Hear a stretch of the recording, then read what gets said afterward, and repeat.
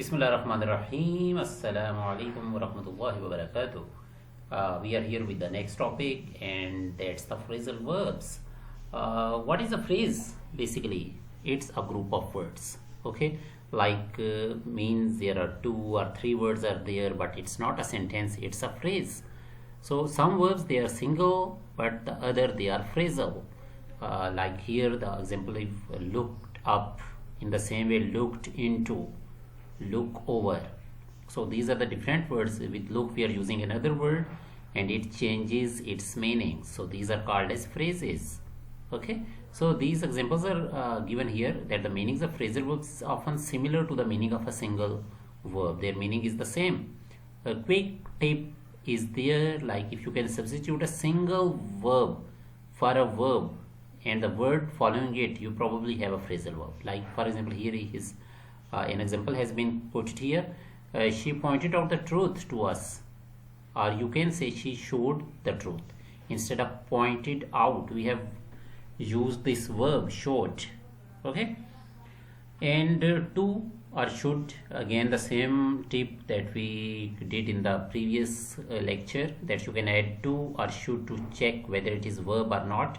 Again, like to look up, should look up, it's quite easy, it's quite suitable to say. To warm up, should warm up.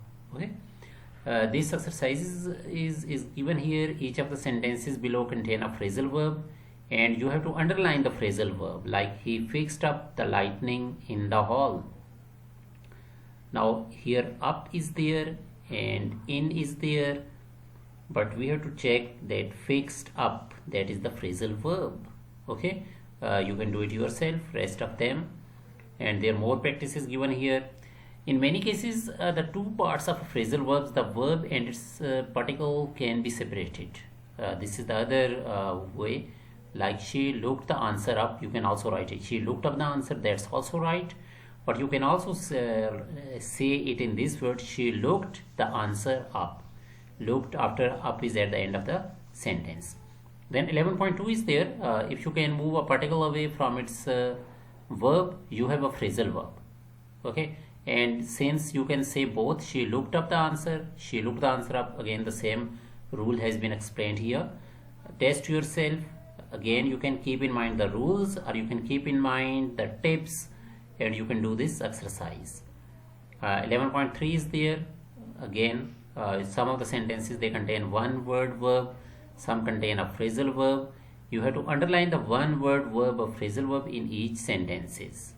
Okay, like here, they owed her a lot of money. Owed, that is the verb, you have to underline.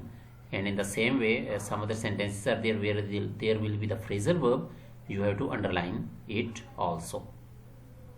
Now this group of sentences is given here, like she looked up the answer, she looked up it, she looked up the answer up, she looked it up.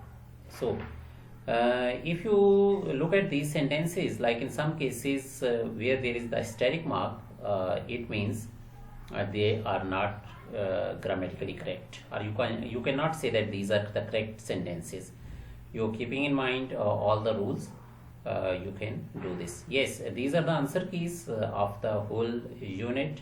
Euro number 2, that was about verb, and you have already done so. So answer keys are here, all these answer keys are here. Let's do a little more. These are the determiners. Okay, so determiners, basically these are the words that can occur directly before a noun. Okay, before a noun, these words are here, these are called as determiners. More details are after that. 4 major type of determiners. These are the articles and possessive, demonstrative, quantifiers. Okay, so all these examples these are the major types of determiners. So which are these? The first one, these are articles and possessives, demonstratives, and quantifiers. Okay, this detail will be coming here. We will do only articles today. So articles are there, this, the, a, n. These are the articles, and especially the speakers of Urdu language, those who are listening to me, usually in Urdu these articles are not used.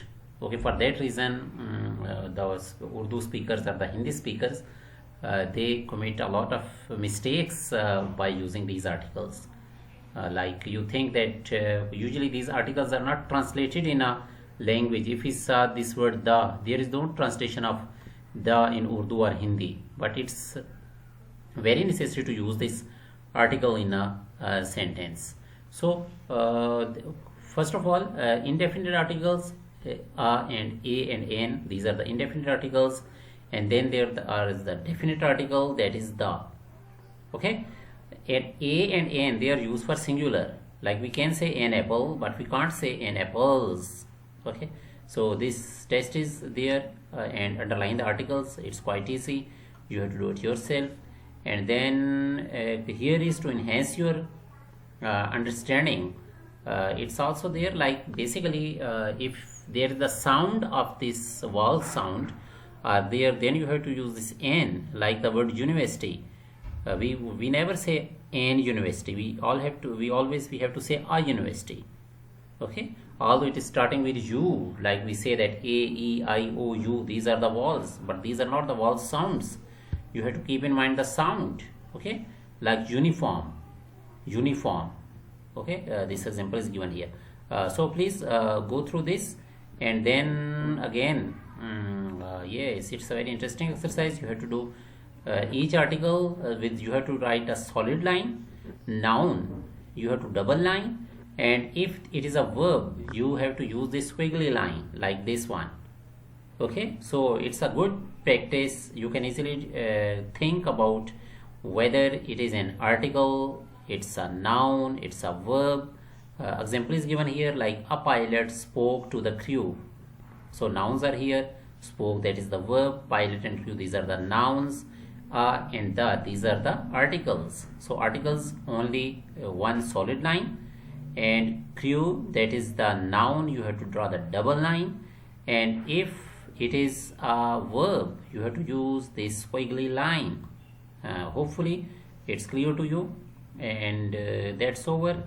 Inshallah we will do the next topic, and that is the demonstratives in the next unit, in the next lesson. Thank you very much, and assalamu alaikum wa rahmatullahi wa barakatuh.